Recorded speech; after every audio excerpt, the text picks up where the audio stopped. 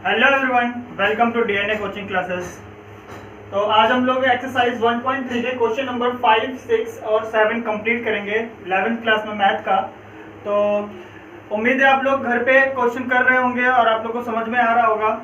और अगर आपको समझ में नहीं आ रहा होगा तो हमने बताया भी, आप लोग कमेंट कीजिए, नहीं आएगा आप लोग को बताया जाएगा, नहीं समझ में आ रहा होगा, ठीक है।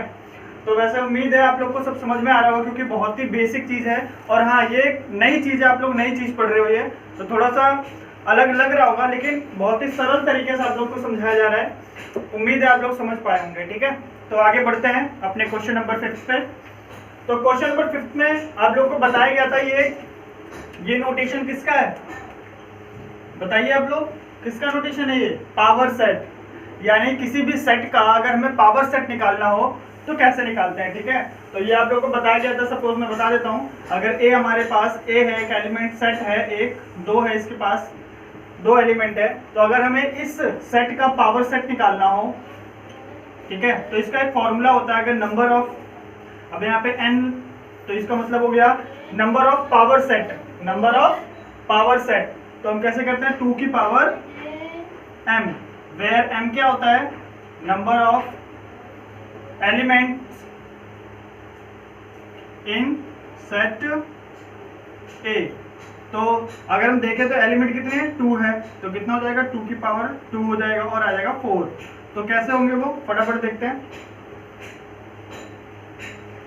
हमारे पास एक आ जाएगा A 5 आ जाएगा, एक तो 5, और एक हमारे पास 1 आ जाएगा, और एक 2 आ जाएगा, और एक 1 और 2 आ जाएगा। तो इस तरीके से हमारे पास 1 2 3 4 टोटल हमारे पास सबसेट आ जाएंगे। तो इस तरीके से ये पावर सबसेट यानी पावर सेट होता है, किसी का पावर सेट निकालते हैं इस तरीके से। और उसमें हमें पता करना हो कि कितने सेट उसमें बनेंगे, तो ये फॉर्मूला है उसका, ठीक है। तो हमें ये नहीं करना है, इसके अंदर हमें एक क्वेश्चन बताना है। तो ध्यान से देखना, सर वो डस्टर का,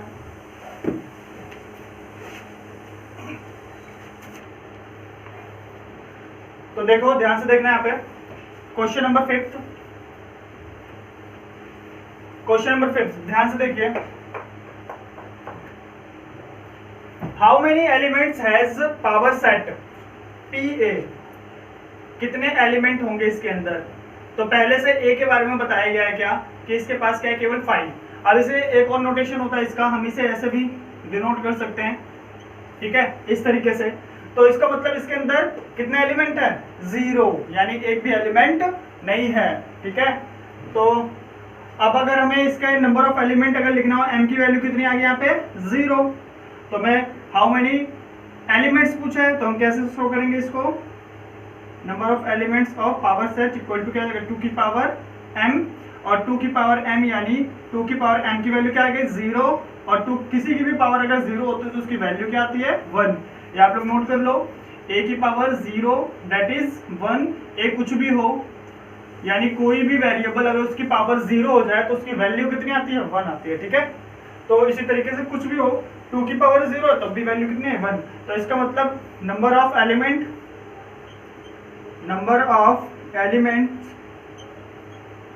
इन power set of A is 1। Element तो A के अंदर एलिमेंट तो क्या होंगे, 0, लेकिन पावर सेट के अंदर कितने एलिमेंट होंगे, एक एलिमेंट, वो भी कौन होगा, 5, ठीक है। चलो पहले क्वेश्चन यानी 5th हो गया आप लोग का, नोट कर लीजिए 5th। क्वेश्चन नंबर 6 पे आते हैं। तो 6 पे आने से पहले थोड़ी सी जानकारी लेते हैं। पहले हमें इनइक्वालिटी के बारे में थोड़ी जानकारी लेनी होगी। इनइक्वालिटी क्या होता है, ध्यान से देखना।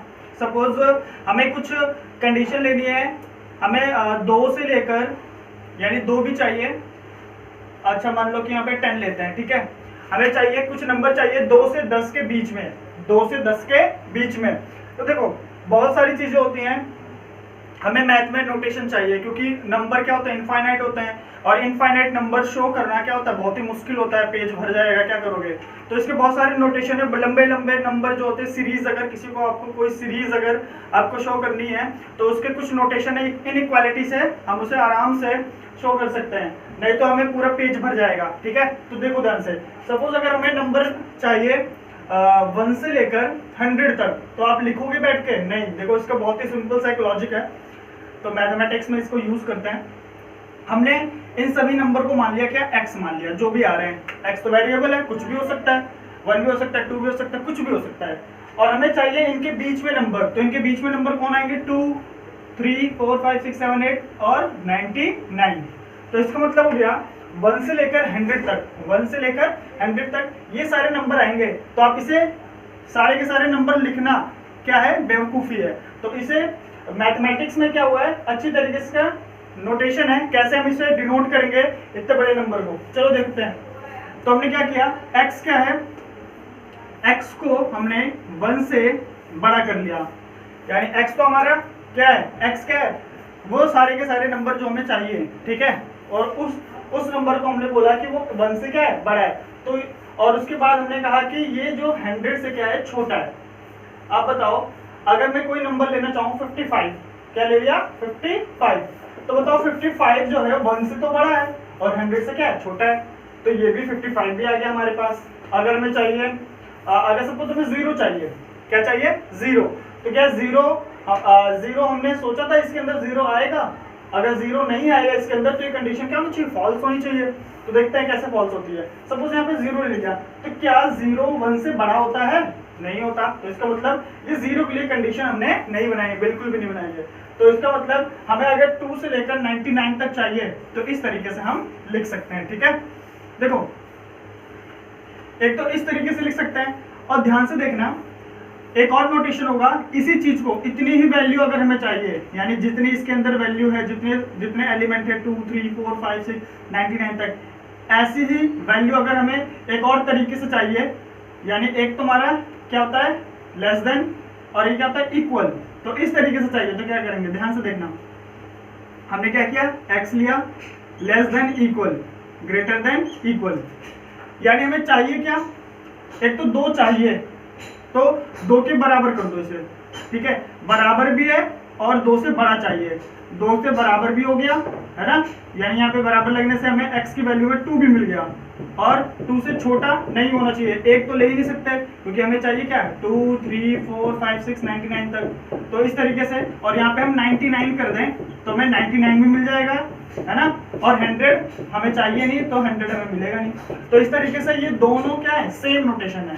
क्या है, सेम नोटेशन है।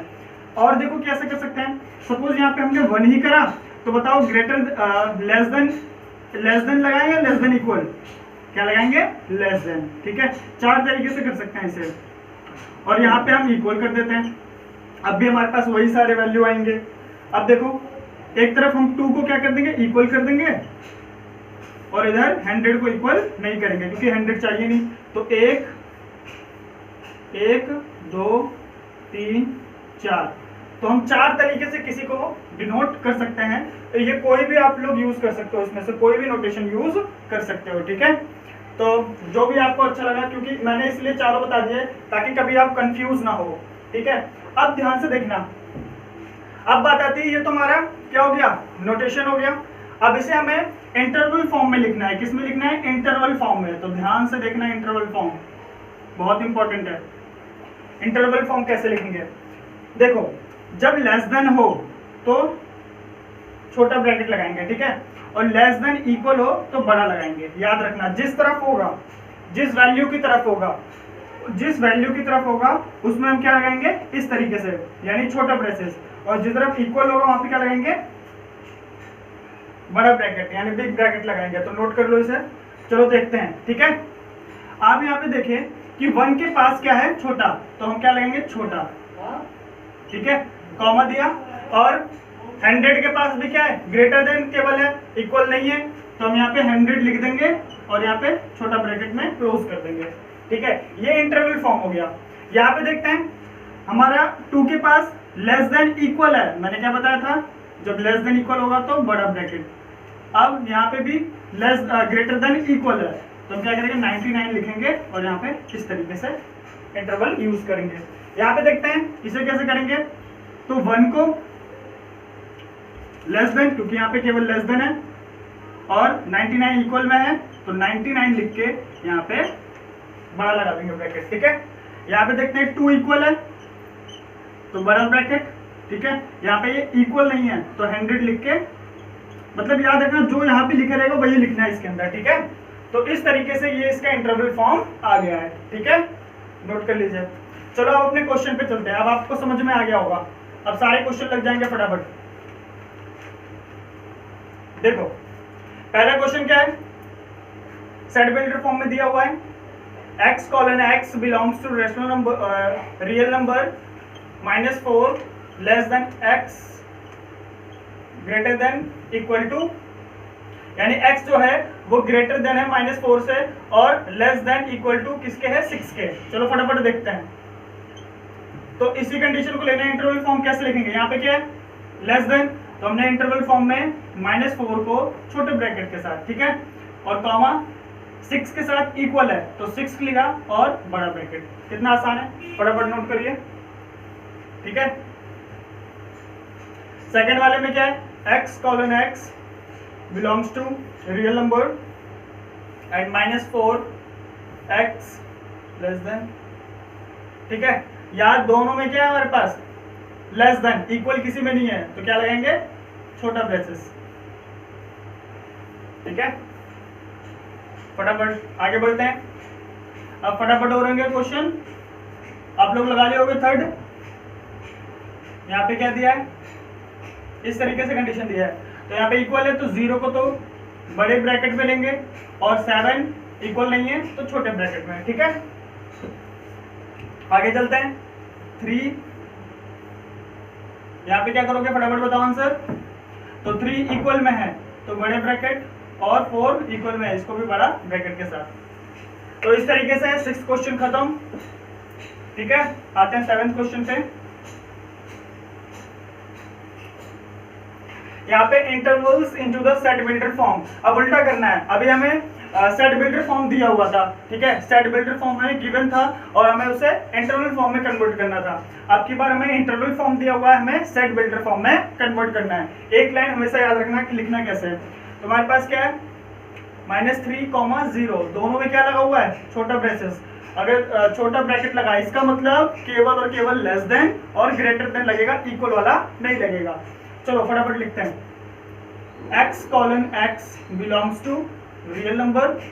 अब क्या करेंगे, सिर्फ ये लगाएंगे छोटा, मतलब लेस देन, यानी x ग्रेटर देन किससे हो जाएगा, -3 से, और लेस देन किससे हो जाएगा, 0 से। तो इस तरीके से हम इसको यूज करेंगे, ठीक है। आगे बढ़ते हैं 6, यहाँ पे बड़ा ब्रैकेट लगा हुआ है और यहाँ पे भी बड़ा ब्रैकेट लगा है, यहाँ पे भी बड़ा ब्रैकेट, ठीक है।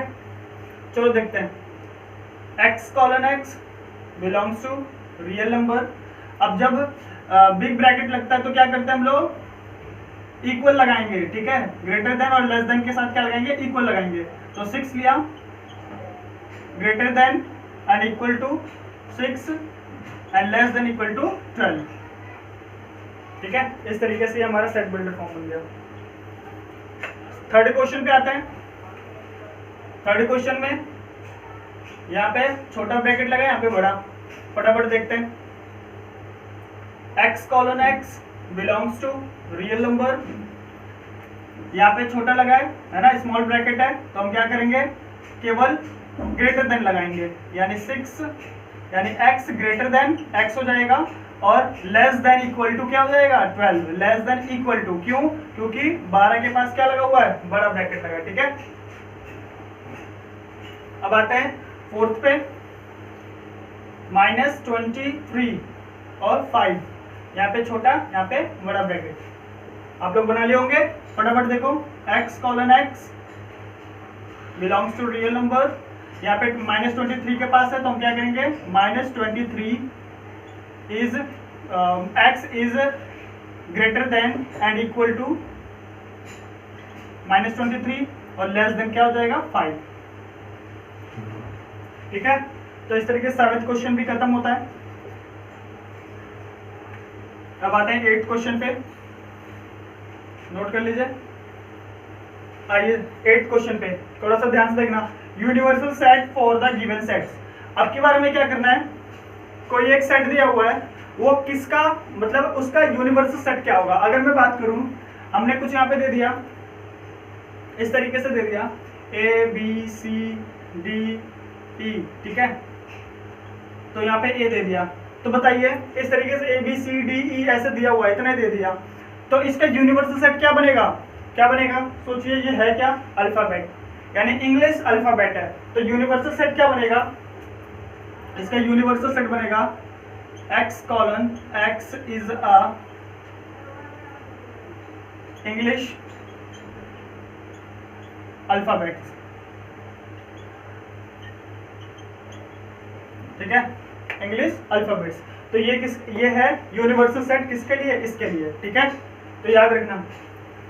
तो यहाँ पे अगर 1 लिख दिया, 1 2 3 4 5 6, तो 1 से स्टार्ट कौन होता है, याद करो, नेचुरल नंबर, तो हम क्या लिखेंगे, x colon x is a natural numbers, तो ये इसका यूनिवर्सल सेट हो जाएगा, भले हमने इसको कहाँ तक रोक दिया हो, 4 तक रोक दिया हो, ठीक है। तो इस तरीके से हमें यूनिवर्सल सेट बता सकते हैं किसी का।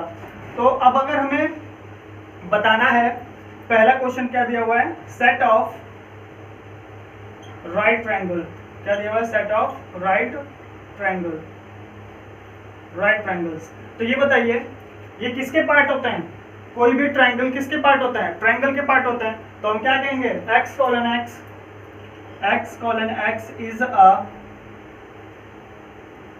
ट्रायंगल, यानी ये भी एक तरीका क्या है, ट्रायंगल ही है। तो ये ट्रायंगल के अंदर डिस्ट्रीब्यूट होते हैं, अलग अलग जो ट्रायंगल टाइप्स ऑफ ट्रायंगल होते हैं, तो जो ट्रायंगल होगा वो उन सब का क्या होगा, यूनिवर्सल सेट होगा। Same to same answer second का भी होगा, वहां पे क्या बोला गया है, सेट ऑफ आइसोसेलेस ट्रायंगल, तो ये भी एक ट्रायंगल का क्या है, पार्ट है, तो हम क्या लिखेंगे इसको भी, x colon x is a triangle, ठीक है। तो इस तरीके से हमारे क्वेश्चन क्या होता है, 8 कंप्लीट होता है। तो आज के लिए केवल 8 मतलब 8 क्वेश्चन नंबर 8 तक ही कंप्लीट कराया जाएगा। एक क्वेश्चन और बचा हुआ 9th क्वेश्चन, उसे अगले लेक्चर में कंप्लीट करेंगे, और साथ में नेक्स्ट एक्सरसाइज की कॉन्सेप्ट पढ़ेंगे, और फिर हम लोग आगे बढ़ेंगे, ठीक है। तो आज के लिए इतना ही। तो प्लीज़ चैनल को शेयर कीजिए, सब्सक्राइब कीजिए और लाइक कीजिए। Thank you.